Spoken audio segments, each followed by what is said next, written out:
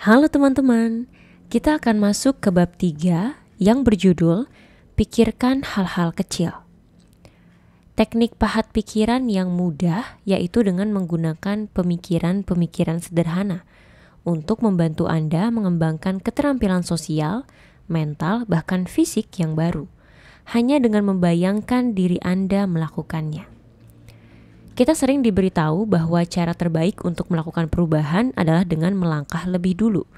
Kemudian terjun dengan harapan bahwa momentum akan membawa kita melewati ketakutan dan perlawanan.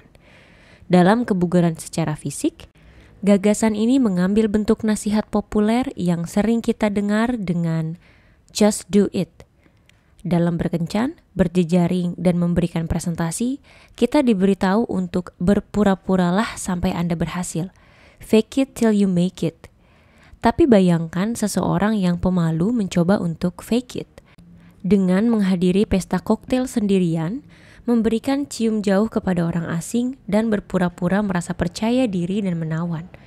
Orang itu kemungkinan besar akan mendapati sebuah pengalaman yang begitu menyiksa sehingga dia akan langsung pulang ke rumah untuk tidur dengan sakit kepala yang dirasakannya dan bersumpah untuk tidak akan melakukan hal semacam itu lagi. Anda akan merasa lega mengetahui bahwa ada cara yang hampir tidak menyakitkan untuk melatih Anda melakukan tugas-tugas sulit. Bahkan tugas-tugas yang menurut Anda tidak sesuai dengan sifat dan bakat Anda. Metode ini yang disebut dengan teknik pahat pikiran. Dapat membantu Anda menjalankan perlombaan yang sulit, pergi ke kencan buta, atau berbicara dengan karyawan secara lebih efektif. Manfaat dari ilmu saraf mutakhir yang menunjukkan bahwa saat terbaik bagi otak kita untuk belajar adalah bukan dalam dosis dramatis yang besar, just do it, tetapi dalam peningkatan yang sangat sederhana, lebih sederhana dari apa yang pernah dibayangkan. Teknik pahat pikiran adalah sebuah pengalaman menyeluruh. Anda mungkin sudah pernah mendengar tentang imajinasi terpandu atau guided imagery, sebuah konsep yang muncul sebelum konsep pemahatan pikiran. Biasanya, psikolog yang menginstruksikan pasien dalam imajinasi terpadu akan meminta mereka untuk memejamkan mata, bernapas dalam-dalam, dan membayangkan diri mereka dalam bioskop menghadap ke layar. Para pasien kemudian harus melihat diri mereka sendiri berada di layar tersebut, tampil dengan sempurna dan percaya diri dengan keterampilan apapun yang ingin mereka tingkatkan. Entah mengayunkan tongkat golf atau bagus dalam melakukan presentasi. Imajinasi terpandu semacam ini hanya memberikan hasil yang terbatas. Kemudian hasil dari pemindaian topografi emisi posisi atau Position Emission Topography atau disingkat PET mengonfirmasi bahwa latihan ini hanya meningkatkan sebagian kecil otak, yaitu korteks visual, tempat informasi visual diproses. Teknik memahat pikiran yang dikembangkan oleh Ian Robertson adalah teknik baru yang melibatkan perendaman total sensorik tetapi masih imajiner. Hal ini mengharuskan para praktisinya untuk berpura-pura bahwa mereka benar-benar terlibat dalam aksi tersebut. Tidak hanya melihat, tetapi juga mendengar, merasakan, mencium, dan menyentuh. Dalam teknik pahat pikiran, orang membayangkan gerakan otot mereka dan naik turunnya emosi mereka. Contoh favorit saya tentang teknik pahat pikiran yang efektif berasal dari perenang olimpiade yang luar biasa, yaitu Michael Phelps. Dengan 22 medali, 18 diantaranya medali emas. Phelps adalah atlet paling berprestasi dalam sejarah olimpiade. Selama proses pelatihannya untuk Olimpiade 2008 di Beijing, pelatih Phelps memintanya untuk berlatih pahat pikiran saat masih berbaring di tempat tidur. Dia menginstruksikan Phelps untuk membayangkan dirinya bersiap di balok awal, mendengar sinyal, mendorong balok melaju dengan kuat dan lancar di air, dan membuat belokan sempurna setiap saat. Jadi, alih-alih melihat dirinya di layar dan seolah-olah sedang menonton klip video penampilannya, Phelps membayangkan bahwa dia benar-benar berada di dalam pusat akuatik, sedang bersaing di perlombaan. Seperti mereka yang telah lebih dulu mencoba teknik imajinasi terpandu sebelum dia, Phelps menggunakan imajinasi visualnya. Anda dapat mencoba sesuatu yang serupa saat ini dengan membayangkan kaki Anda berada di balok awal. Topi renang sudah terpasang di kepala dan terdengar suara penonton berderu di tribun. Phelps berlatih mental setiap hari sebelum dia benar-benar masuk ke kolam. Semua jerih payahnya terbayarkan ketika dalam salah satu perlombaannya kacamata renangnya kemasukan air. Masalah yang bisa memperlambatnya dan bahkan bisa membuatnya kehilangan kemenangan. Tapi Phelps sudah mempersiapkan diri. Dia telah membayangkan kejadian seperti ini selama latihan imajinasi mentalnya. Dengan demikian, dia berhasil mendapatkan medali emas di perlombaan itu. Sehingga total medali emasnya di Olimpiade Beijing menjadi 8 buah medali.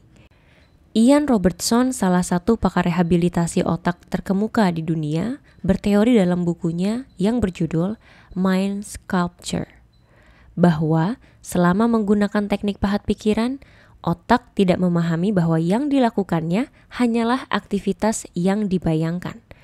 Otak Phelps mengirimkan pesan yang tepat ke otot-otot yang dia butuhkan, yang membuatnya berhasil mencetak sejarah Olimpiade. Akibatnya, otak dan tubuhnya melatih kembali imajinasi kejadian-kejadian itu berulang-ulang tanpa kesalahan.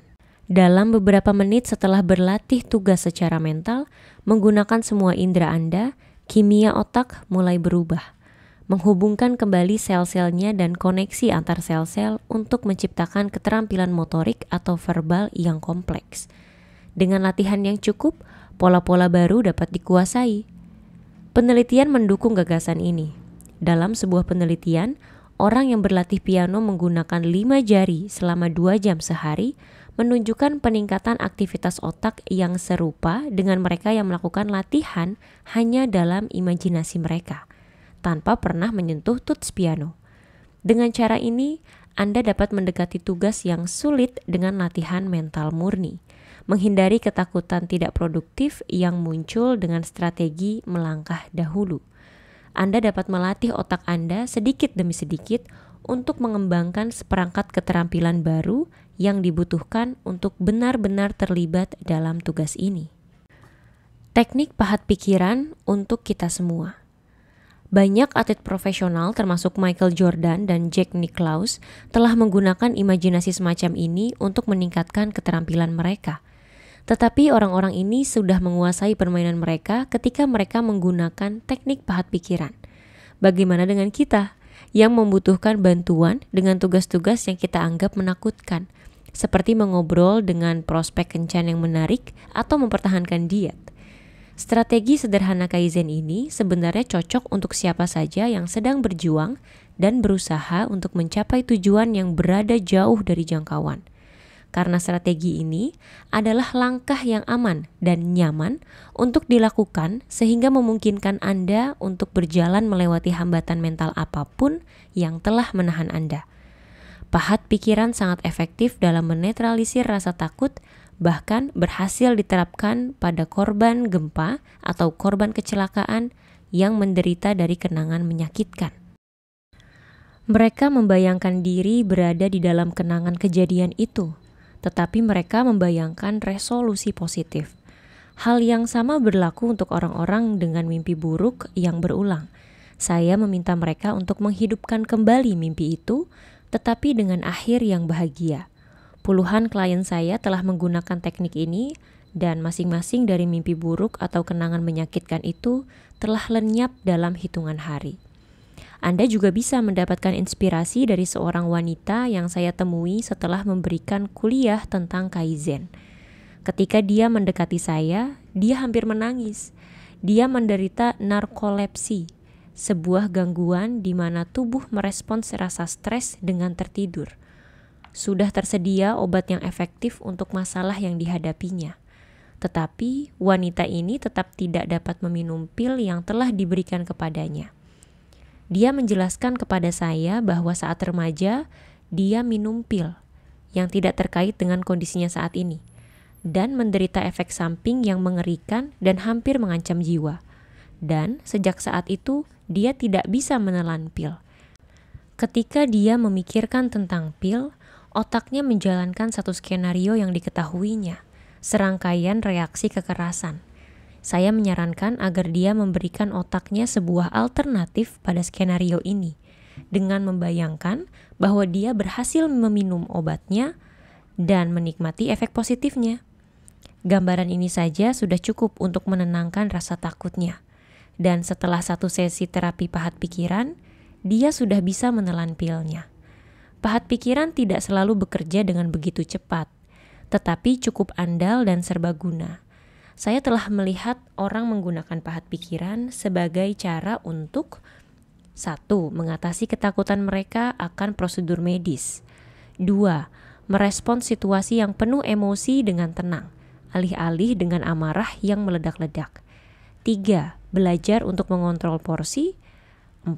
Melewati penolakan mereka terhadap rutinitas kebugaran. 5. Merasa lebih nyaman berbicara dengan orang asing.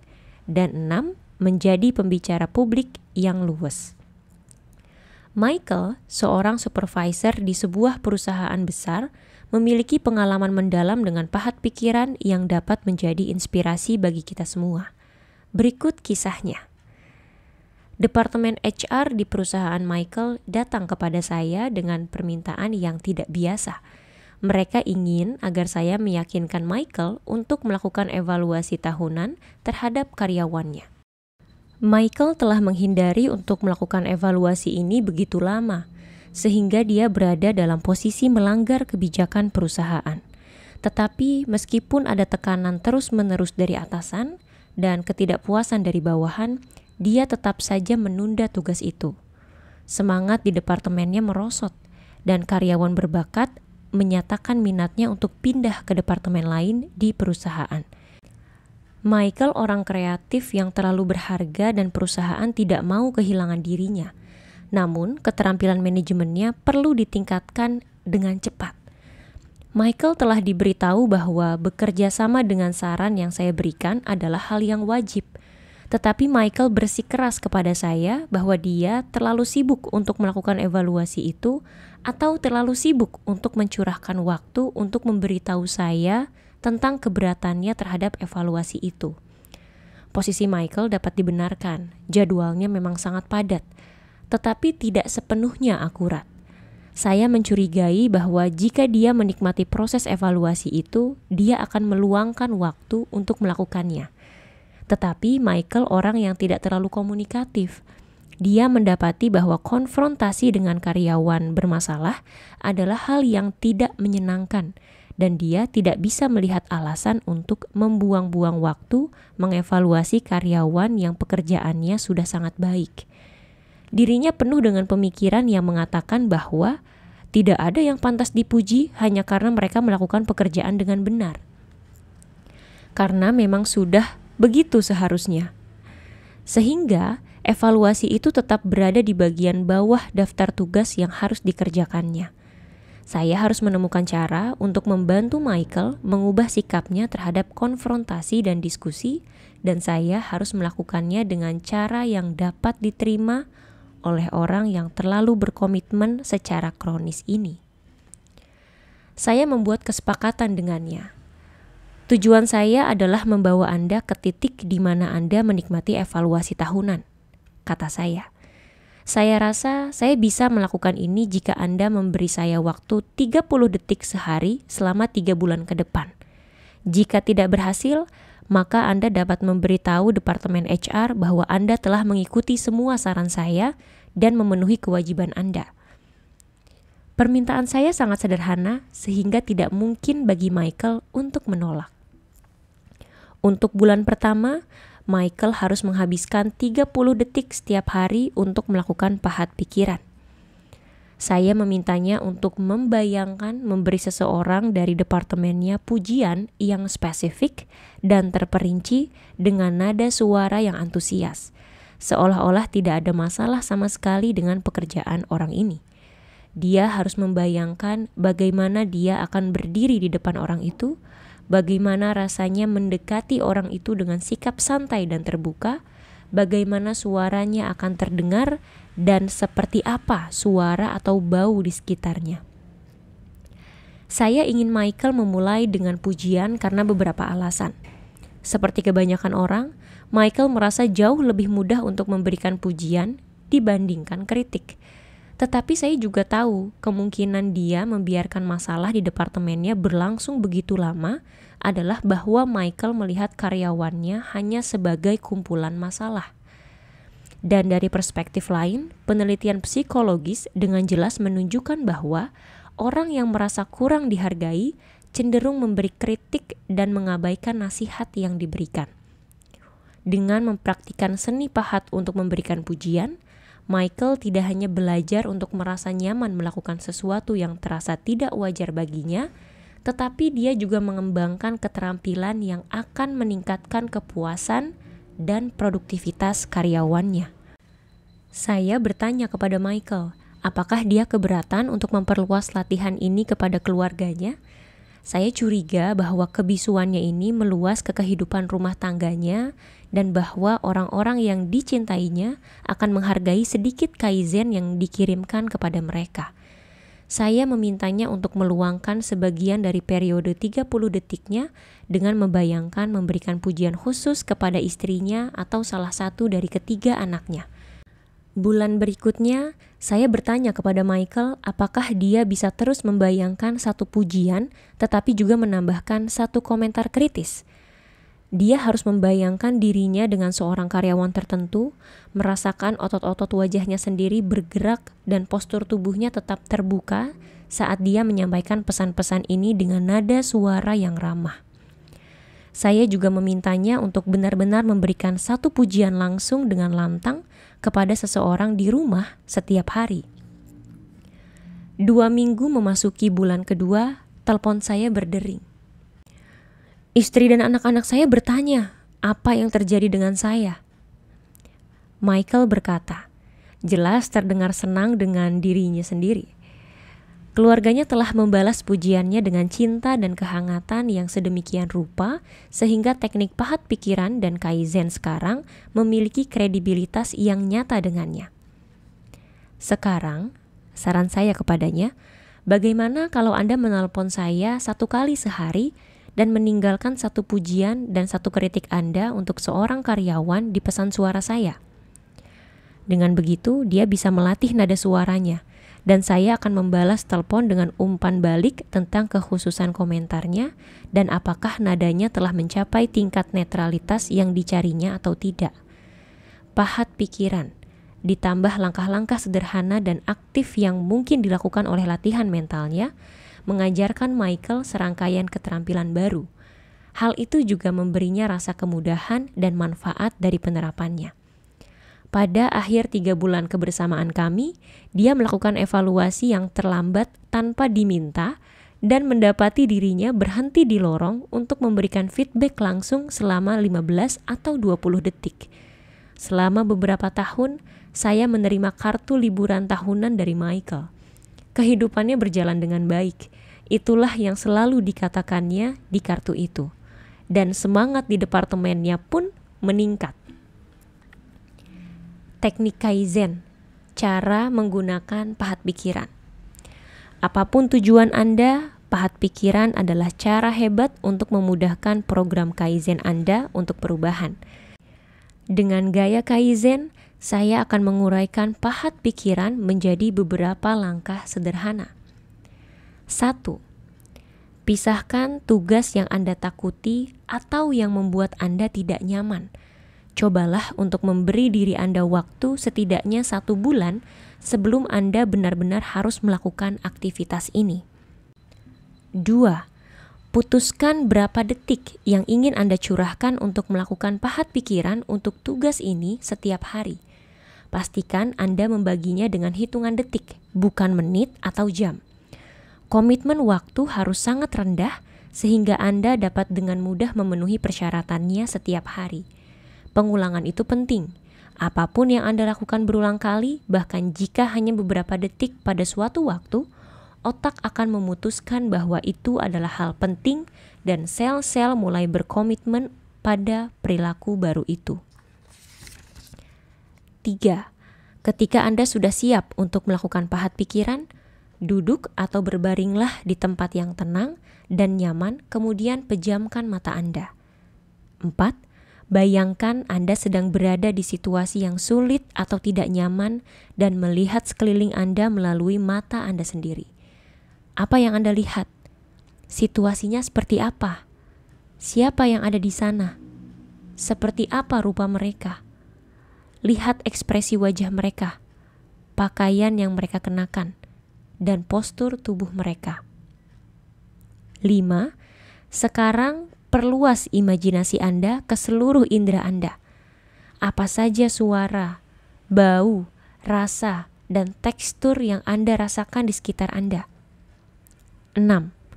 Tanpa menggerakkan otot Anda yang sebenarnya, bayangkan Anda melakukan tugas itu.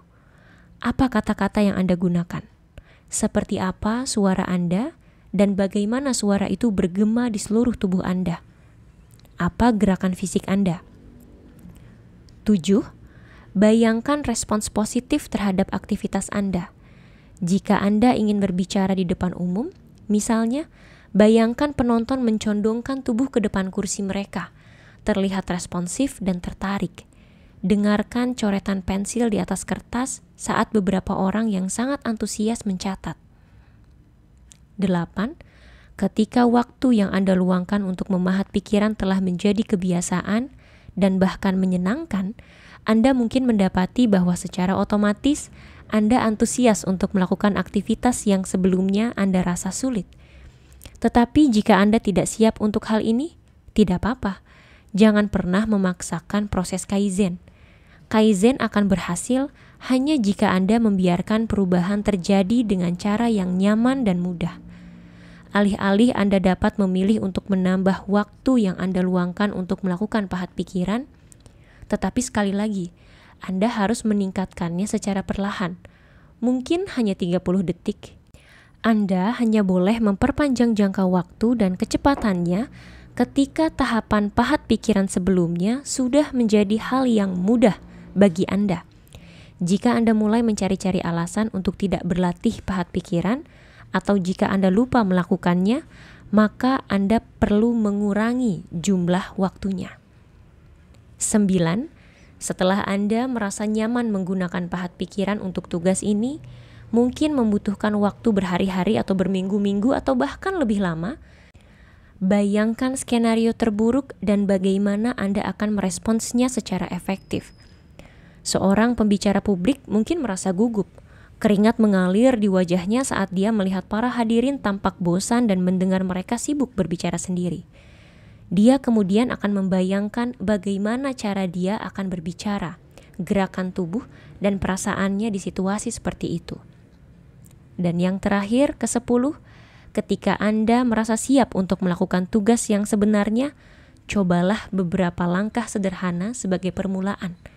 Untuk melakukan contoh berbicara di depan umum, pertimbangkan untuk berbicara dengan suara keras tetapi ke ruangan kosong atau kepada satu orang audiens yang simpatik. Langkah pertama atau langkah apapun. Anda dapat menggunakan pahat pikiran di setiap tahap program Kaizen untuk melakukan perubahan. Banyak orang menggunakan teknik ini ketika mereka tahu tindakan apa yang ingin mereka lakukan, tetapi tidak bisa memaksakan diri untuk melakukannya. Misalnya, Anda mungkin tahu bahwa Anda harus makan lebih banyak sayuran. Anda mungkin memilih untuk meluangkan 15 detik setiap hari hanya dengan membayangkan bahwa Anda sedang makan dan menikmati beberapa potong brokoli. Ketika ini menjadi kebiasaan dan bahkan kebiasaan yang menyenangkan, Anda dapat menambah waktunya menjadi 30 detik atau berapapun jumlah waktu yang menarik bagi Anda. Anda kemudian dapat mengerjakan strategi Kaizen lain, aksi yang sesungguhnya. Teknik tindakan-tindakan sederhana Kaizen akan dibahas di bab berikutnya. Tetapi seperti strategi Kaizen lainnya, pahat pikiran dapat digunakan pada setiap tahap dalam program perubahan. Pahat pikiran sangat cocok untuk saat-saat ketika penyakit atau konflik penjadwalan membuat Anda tidak dapat mengejar tindakan yang sudah berjalan dengan baik. Bahkan, setelah Anda mencapai kesuksesan, Anda dapat menggunakan sedikit pahat pikiran kapanpun Anda ingin menggunakan keterampilan atau kebiasaan baru untuk mengasah mental Anda. Tip Kaizen. Di bawah ini adalah beberapa saran untuk menerapkan pahat pikiran untuk tujuan tertentu. Dan ingatlah, pertanyaan sederhana adalah cara yang ampuh untuk menghasilkan ide untuk melakukan pahat pikiran. Tanyakan saja pada diri Anda sendiri, langkah sederhana apa yang bisa saya lakukan untuk mencapai tujuan saya? Biarkan pertanyaan itu terngiang selama beberapa hari atau beberapa minggu. Ketika Anda memiliki jawabannya, Anda dapat menggunakan teknik pahat pikiran untuk membayangkan diri Anda mengambil langkah itu.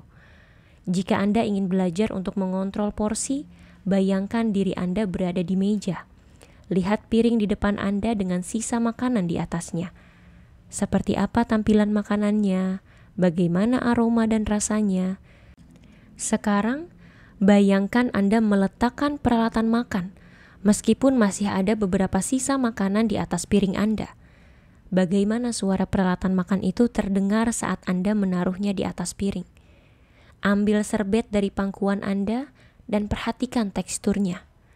Letakkan serbet itu di meja dan dengarkan suara kursi dan otot-otot Anda yang bergerak saat Anda mendorong kursi ke belakang. Bayangkan diri Anda bangun dan berjalan pergi dengan santai. Jika kemarahan yang ditujukan kepada diri Anda sendiri menghalangi jalan Anda untuk melakukan perubahan, cobalah hal ini. Pertimbangkan situasi di mana Anda sering menghakimi atau bersikap keras terhadap diri sendiri. Karena lebih mudah bagi kebanyakan orang yang mengkritik diri sendiri untuk bersikap baik kepada orang lain. Coba bayangkan bahwa Anda sedang menghibur teman atau anak kecil yang telah melakukan kesalahan yang sama atau memiliki kekurangan yang sama seperti yang Anda lihat di dalam diri Anda. Dengarkan orang itu mengatakan hal-hal yang merusak yang Anda katakan kepada diri Anda sendiri. Seperti, saya orang jahat. Atau, saya tidak akan pernah melakukannya dengan benar. Sekarang, bayangkan diri Anda menghibur orang itu. Rasakan cinta dan kasih sayang yang akan Anda rasakan terhadap seseorang yang menderita dengan cara ini. Apa gerakan dan kata-kata yang akan Anda gunakan? Jika Anda ingin memperbaiki hubungan pribadi yang rusak, pertama-tama pikirkan satu hal yang akan dilakukan orang lain untuk memicu Anda, membuat Anda bereaksi berlebihan atau menghindari orang itu. Sekarang, bayangkan orang itu melakukan perilaku menjengkelkan dan bayangkan diri Anda merespons dengan cara yang menurut Anda ideal. Bagaimana perasaan tubuh Anda? Apakah akan menjadi tenang bukannya memanas? Apa yang ingin Anda katakan dan dengan nada suara apa? Postur tubuh apa yang ingin Anda ambil? Banyak dari kita yang membutuhkan bantuan untuk belajar rileks. Pilih skenario berulang yang sering membuat Anda kesal atau tidak sabar. Banyak dari kita yang terpicu oleh respons ini ketika mengemudi di lalu lintas yang padat. Kemudian bayangkan diri Anda berada dalam situasi itu, merasakan ketenangan batin dan menunjukkan kasih karunia yang baik kepada orang lain. Jika Anda mencoba meningkatkan respons Anda terhadap lalu lintas yang padat, bayangkan diri Anda berada di dalam mobil. Otot-otot Anda tetap rileks, napas Anda dalam dan tidak berubah. Tubuh Anda tenang saat pengemudi di sekitar Anda membunyikan klakson dan berperilaku agresif. Bayangkan diri Anda merasakan kebaikan terhadap pengemudi lain, dan mungkin merasa diri Anda memberikan tanda untuk membiarkan salah satu dari mereka masuk ke jalur Anda. Ini adalah akhir dari bab 3 yang berjudul Pikirkan Hal-hal Kecil. Selanjutnya kita akan masuk ke bab 4 yang berjudul Tindakan-tindakan Sederhana. Sampai jumpa di bab 4.